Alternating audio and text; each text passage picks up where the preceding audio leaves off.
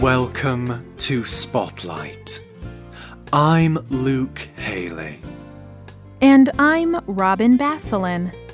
Spotlight uses a special English method of broadcasting. It is easier for people to understand, no matter where in the world they live.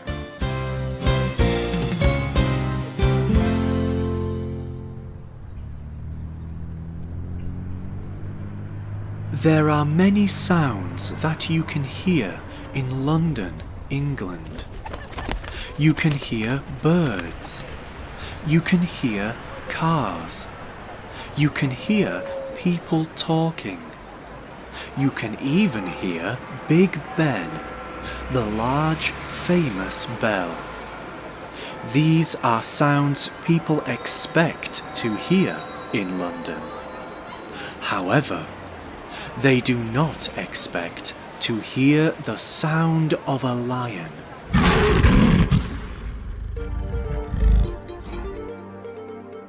This large wild cat is native to countries in Africa.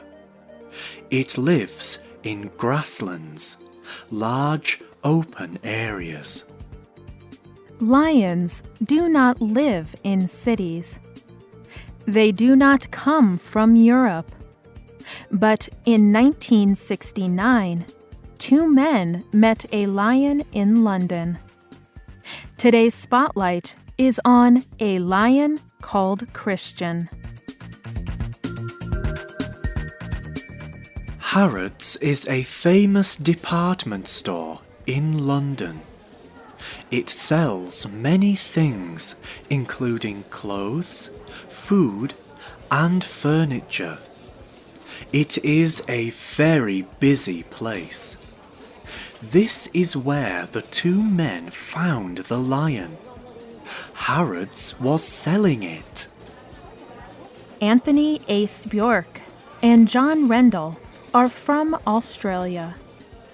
They had just moved to England. When they saw the lion at Harrods, they loved him right away. They sat by him for hours. They wanted this lion. They decided to buy him and name him Christian. Years later, Rendell wrote about it in the Daily Mail newspaper. We had the crazy idea that if we bought him, we could offer him a better life. It would be better than his life at a department store, even if it were only for a few months. They thought they could help the lion. They did not know that the lion would make their lives better. On December 15th, 1969, Bjork and Rendell drove Christian home. Christian sat in the back of their car like a person. They were very excited, but they were also worried. They did not know if they could take care of a lion. Christian liked his home, and he loved Bjork and Rendell. When he was 4 months old, he loved being carried and held. He would reach his front paws around Bjork and Rendell to hug them. He would kiss their faces with his big tongue. Christian loved to play, and he loved to run.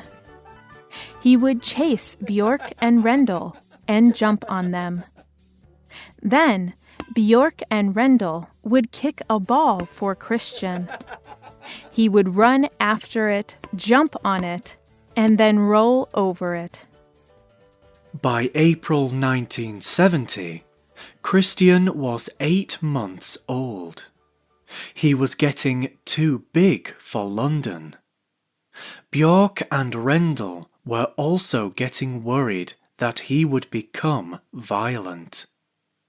Lions are wild animals. So Björk and Rendel started looking for a new home for Christian. They found it in Kenya. Some friends connected them to George Adamson. He was a conservationist. He worked to protect wild animals and natural places.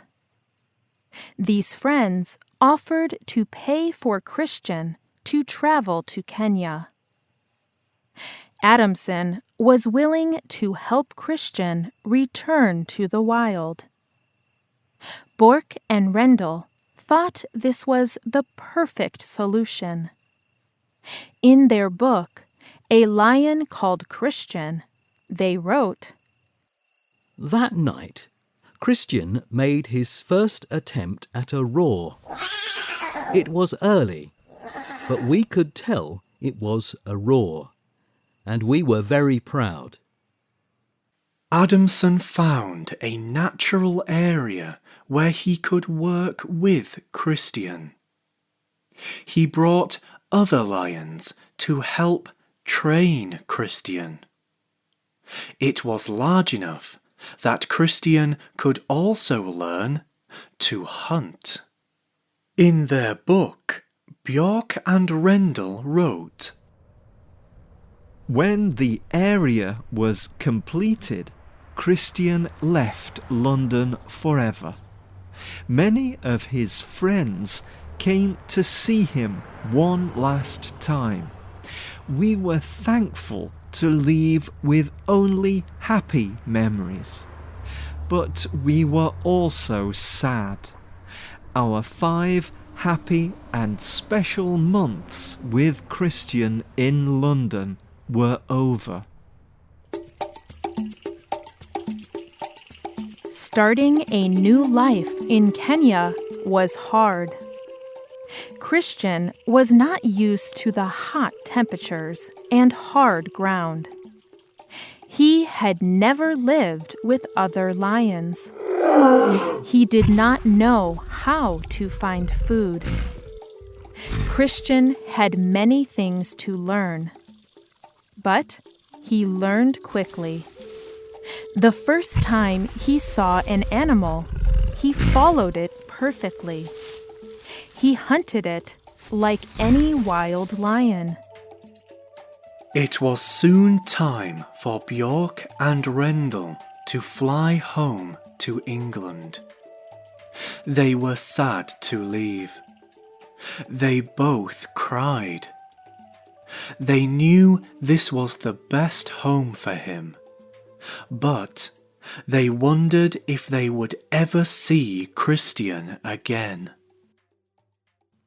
Over the next year, Adamson continued to send reports to Björk and Rendel. They hoped to see Christian one more time. So in 1971, they flew back to Kenya to see him. Björk and Rendel did not know what to expect when they saw Christian.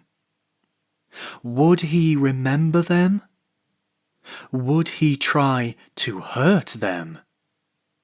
They did not know, but they hoped that he had not forgotten them. Björk wrote about the meeting in a letter to his parents. Christian looked at us for a few seconds. He then slowly moved closer to us. He looked at us again. We could not wait any longer. We called his name. He immediately started to run towards us. He was very excited. Then this huge lion jumped all over us, but he was very gentle. Christian remembered them. He hugged them just like he had done when he was young. He even brought his family group to meet them. A filmmaker named Simon Travers recorded this emotional meeting. 40 years later, someone put this video on YouTube.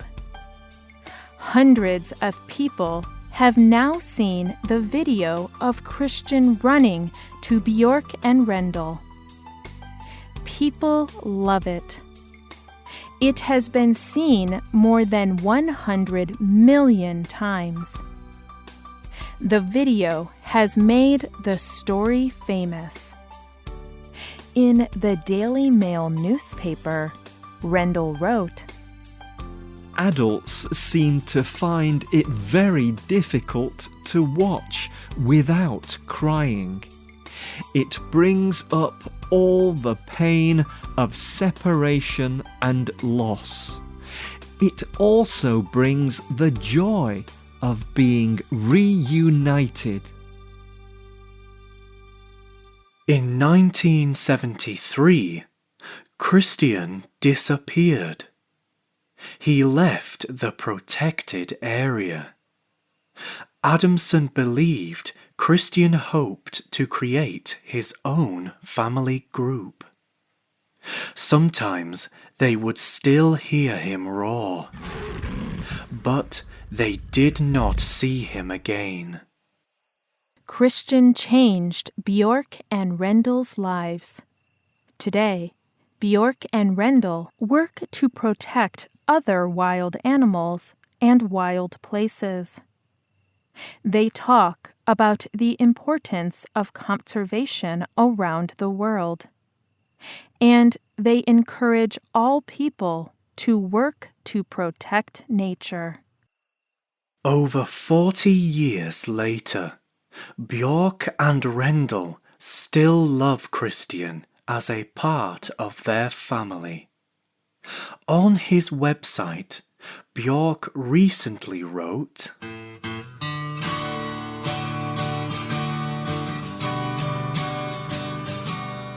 Christian is an experience that will always be a part of my life. It is a story about human and animal friendships.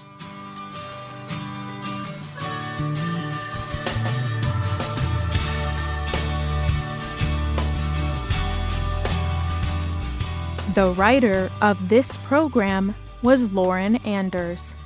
The producer was Luke Haley. The voices you heard were from the United Kingdom and the United States. All quotes were adapted for this program and voiced by Spotlight. You can listen to this program again and read it on the internet at www.radioenglish.net.